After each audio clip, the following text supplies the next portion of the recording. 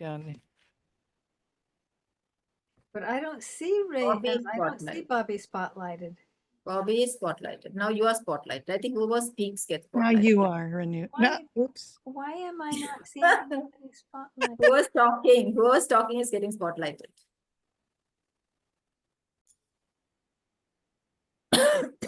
We're back now.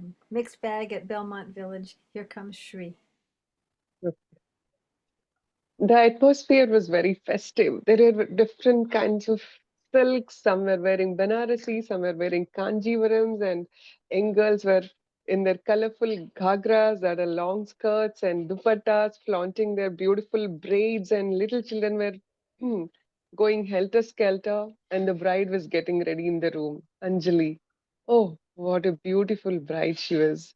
She was wearing the nose ring of her grandmother and maternal grandmother, and the choker, the neck ornament from her paternal grandmother, and all those colorful bangles on her hands with the intricate design of the mehendi. She was all set to ready, at least set to marry Madhav. It was an arranged marriage, but in the time between their engagement and their wedding, she got to know Madhav, and um, she felt like he is very soft spoken, he's going to be very friendly, and she was looking forward for a bright future with him. Things all were fine when they got married, but small things used to bother her. And they were there on their honeymoon, and those were the days when there were no cell phones, there were no selfies. And Madhav was a very shy person. She was this bubbly, exuberant, and very effervescent girl who could strike up a conversation with everybody and anybody. But then all the elders in the family said opposite poles attract. So you make a very strong bond, you know? And but she realized that when she walked up to him and started holding his hand, he said, no, no, no. We are out here in public, and I don't think it is nice for us to hold hands. He was a very shy person. They went to a restaurant. She wanted to feed a small bite of samosa. She felt that it would increase a sense of belonging and togetherness. But he said, no, no, no, no. People are watching. He was always bothered about what other people will think. And then they both were working. She used to come back home tired, and she wanted to sit with him and have conversations, but he was busy watching TV. And slowly, the dreams that she had of a life partner, of a soulmate, of a friend started fading. But she still thought there is a better tomorrow, there is a better tomorrow. And then her daughter was born. And when her daughter was born, she forgot everything about Madhav. She was so fond of her baby, and she was looking after her baby, and nothing else bothered her. But her body was giving away. All that she had to undertake, all those 9 months, the vitamins and all that. And now, whole night, her daughter kept her awake, and the energy levels were going down. She just wished sometimes he also got up, he also changed her diaper, he also fed her, and just take the burden away from her for a little time so that she could have her nap. And because of the lack of sleep and everything, she was getting irritant. Earlier, she was silent, she didn't express anything, but now, seeing him, nothing changed for him. He was the same person going to work, coming back, demanding his food and reading his newspaper, watching his news bulletin. But for her, it was a whole load of work taking care of this tiny human being. And then she shouted at him, am I the only parent? Aren't you also the parent? No, but in my house, in my sister's house, in everybody's house, it is the mothers who take care of the babies, isn't it? And she said, no, that was a bygone times, not now. Oh, now you're not working, no? You resigned your job when you were about to deliver the baby. So no, you don't have job, so you can look after the baby as well, Madhav said. She didn't have any reply for that logical answer. And slowly the daughter began growing up. And this restlessness that I'm not doing anything. I'm just a, mother. I'm just a wife. I gave up my career, started gnawing at Anjali's head. And then she was putting on weight also because of all the thyroid levels going up and down during her pregnancy and the cesarean that she had to bring in the baby. All these things resulted in she's putting on weight, and that also was adding to her low self-esteem. And then one of her friends suggested, in school, you were very good at yoga, Anju. Why don't you take up yoga again? I think it'll be good for your body also. It'll calm your nerves, all these hormones and all, everything will be fine. She said, okay. And she had a neighborly auntie, and that auntie said, Ma, I will take care of your daughter. Both my sons are studying abroad, and I'm all here. So you can leave your daughter with me and you can go for the yoga. And that's how her journey back with yoga began. And slowly she made friends at the yoga place. And she was so good because she did yoga when she was a teenager. All that suppleness was somewhere hidden in her body. Day by day, she was so good with the yoga. The yoga instructor said, why don't you start, taking certifications? And the certifications improved, and now she got very busy, and her instructor said, I want to open another center in your vicinity, so you can head that, you can partner with me. And she was very happy. Now she was known as a yoga instructor and a wellness professional kind of tag, and it made her happy. Her self-esteem was coming back. People were no longer telling her that she's just a mother, and as she started getting busy, the distance between her and her husband started growing further and further. But now she had made up her heart that this is it, how it is going to be. Until one day, her daughter questioned her, Mama, are you really happy? And she said, why are you asking that? I don't know. I like other parents of my friends, you don't, go for a dinner, you don't celebrate your anniversary. I never saw daddy giving you a gift for your birthday or caring for what you like or bringing a snack for you or, complimenting you and all those things. Then she started realizing, oh, children are watchful. They imbibe their parents, and my daughter is growing up to be a little woman. And then she said, most men in our households are like this only. They feel they're earning enough and providing for the family. That is their way of showing love. And then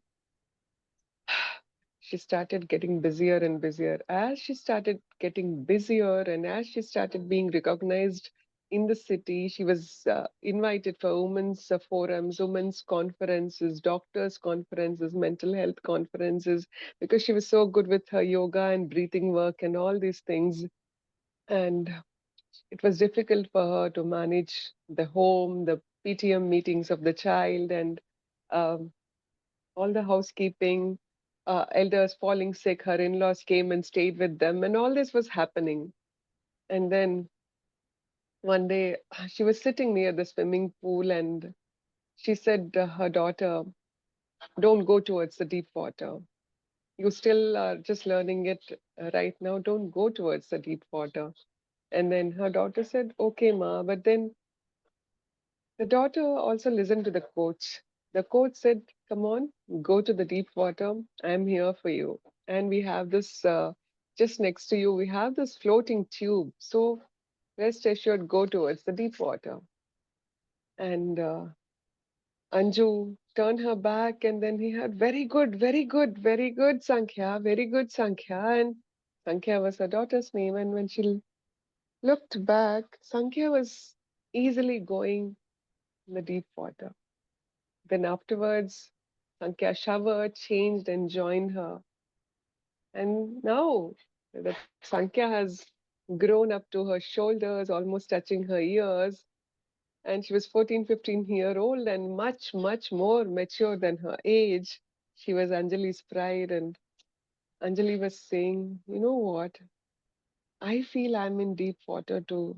there is so much pressure, I have to make this yoga journals, I have to put up on social media posts, else my center won't be flourishing. I have to make videos for the YouTube, and I have to take care of your grandfather, I have to take him to the doctor, and this these conferences, these invitations, and running the house and housekeeping and keeping up with your studies. I'm feeling like I'm losing it.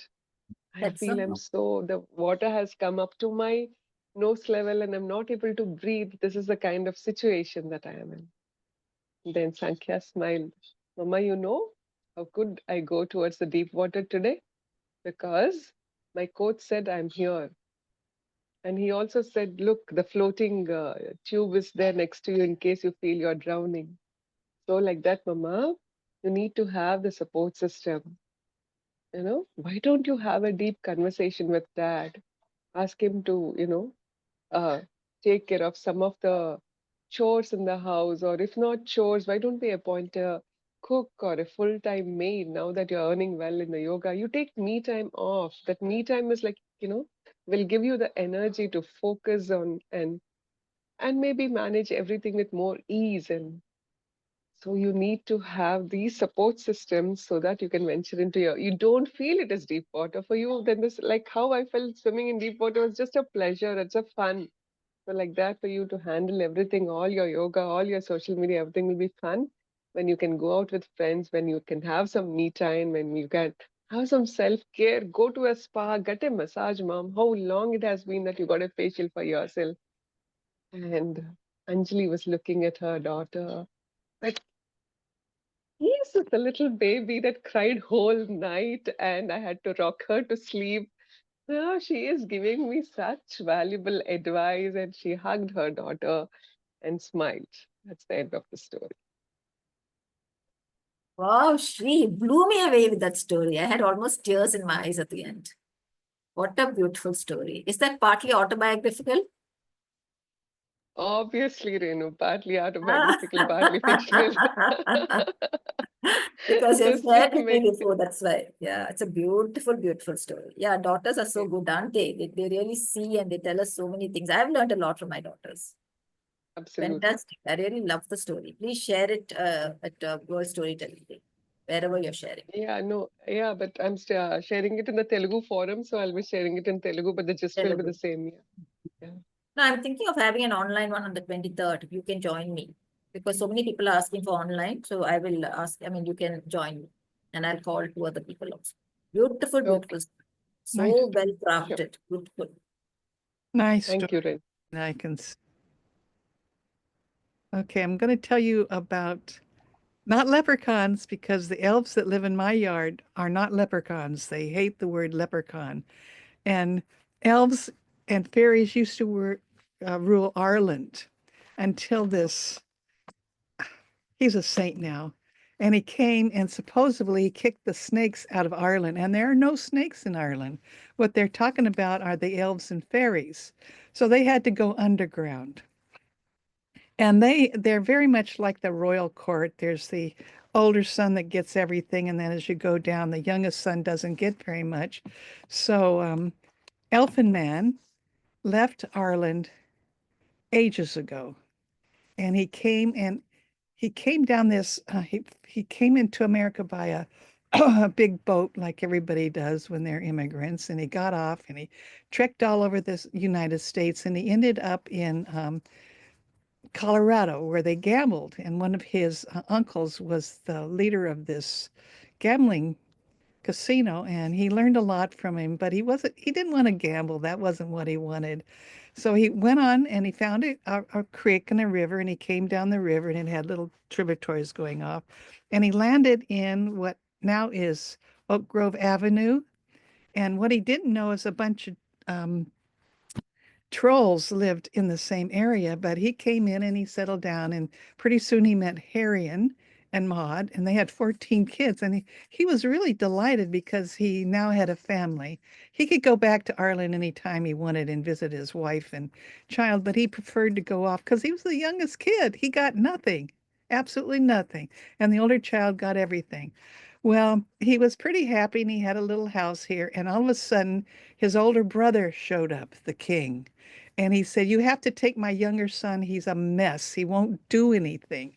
And he said, what is he like me?" He says, "He's my youngest son, and he thinks just being in the grass outside and poop, raising up and scaring humans is his job. You got to do something with him." Okay, so the old elfin man said, "Send him on over." Well, old elfin man also was in charge of a ring of elves that went down in the earth, and they got little jewels out and stacked the jewels out. So he was training um, this character. I'm going to forget his name, of course. His nephew how to do all this stuff. When the nephew, by this time there was a house built here. There's one on that side and this one. And Harry&'s family was growing up. They grow very slowly, and woman moved in who was kind of Irish, and her husband was Irish. And pretty soon this very sweet little character would run across the bridge and open her grandma's gate and say, "I'm here, I'm here, I'm here." And then she would disappear in the lower yard. And they thought that was really great. And she liked to go out where the pond was and fiddle around, thought she was fishing. So the younger elf said, let's give her something to talk about, because she built an elf trap, a fairy trap, and it was a string that she could pull, and the box would come down and it would capture. So they were up in the tree laughing about that, and uh, the younger elf said, "I'm gonna get in that box, and I'm gonna see what she's up to." So he let her catch her, and he got caught. She didn't know it. She couldn't see him. And she brought him into the house. And he says, "Grandma, I must have something in here." And they looked and looked and they couldn't see anything because they only show themselves when they want to. So she left the box there, and the younger elf got out and he wrote his name on the chalkboard. It was Cash. And she got up in the morning and she saw that his name was written on the chalkboard. And she said, "Grandma, did you do this?" And of course, Grandma did not do that. "Oh, no, no, no. Must be the elves that lived in this yard. I thought there was somebody here. And I'm sure there's some trolls that live over there too, up on the bridge." So she skipped down into the lower yard, and she looked around. She couldn't see anything. And, they were there kind of teasing her. And so she went up to Grandma and she said, "We have to write them a letter." And Grandma said, "You think they read English?" And she said, "Oh, sure." So Grandma, Bobby, and Julia, Jojo, wrote a letter to the fairies, the elves. The elves, they told us right away they were not fairies, they were elves. So she wrote this little sweet letter, and this went on for 3 years. And she learned all about their kingdom. And the younger fairy Cash got married, and he brought his wife over, and she brought her cousins over, and then they had to have shopkeepers.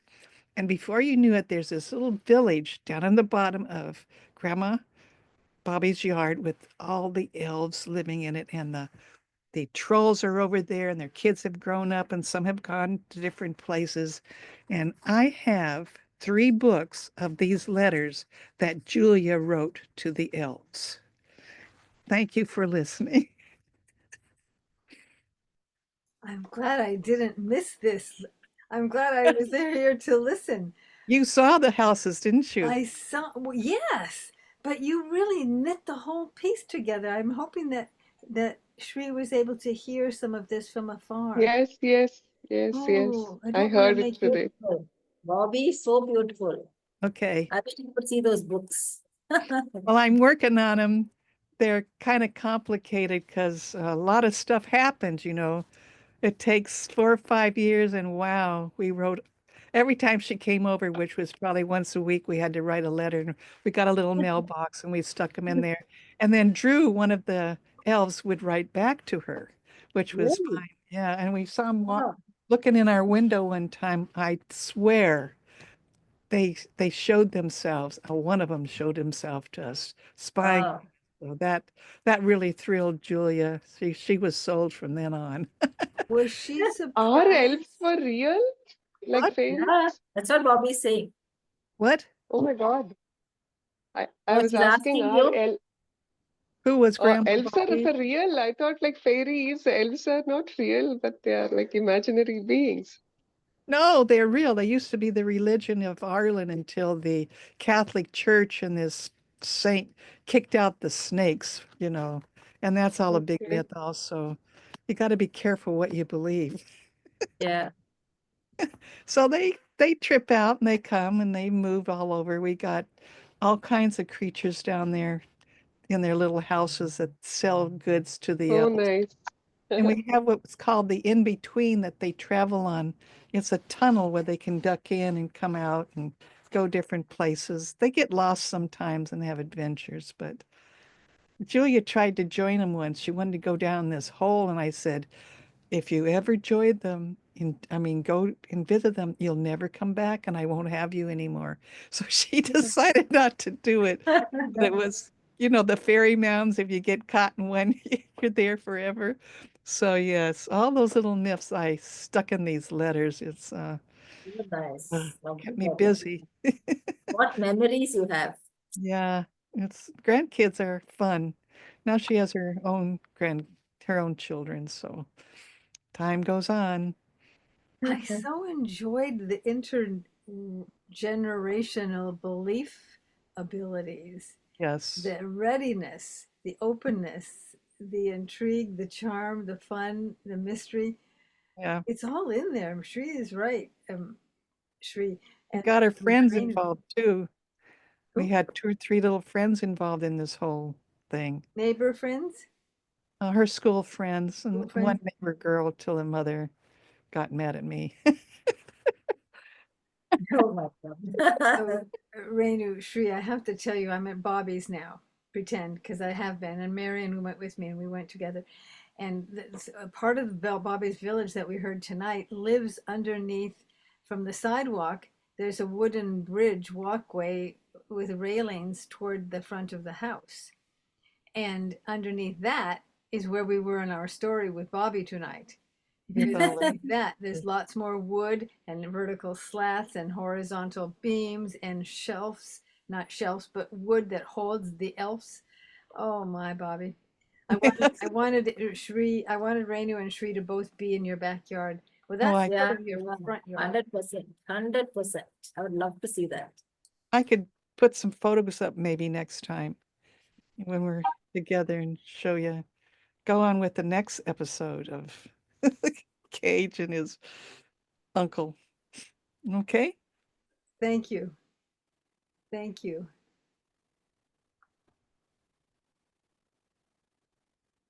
Linda, are you telling a story? Okay, I will tell a story.